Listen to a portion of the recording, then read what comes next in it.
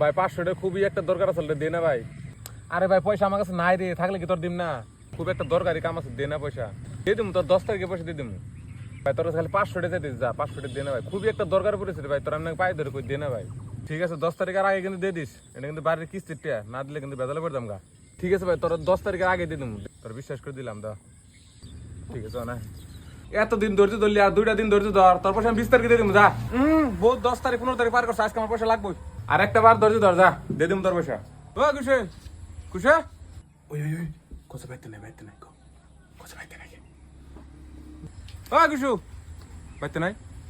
আরে তুই কত নাম্বার বলতে বলতে ফোন করতেছ, কিবা করে ফোন উঠায় বাইতে মারবে আমার বাবার অসুখ, এত প্রবলেম পড়িস তাও তোর 500 টাকা নিতে কান্দাছ। দিমু তো তোর পয়সা মাইরে গেছি নাকি আমি?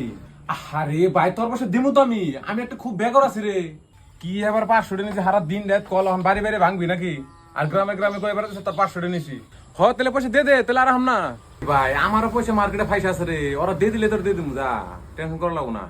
আগে যে জানো তুই এবার বেজালে বললাম, তোর কাছে পয়সা নিতাম না, কি এবার 500 টাকা নিস, তুই আমার জিনা হারাম করে দিস। তোর পয়সা কালকে দিয়ে দিম, যা হয়েছে এই 200 টাকা, আর কালকে 300 টাকা দিয়ে দিম। আর তারপর তুই তোর নাকি আমার কোনো কল মেসেজ করলাম, তোর নাকি আমার বন্ধুত্ব শেষ।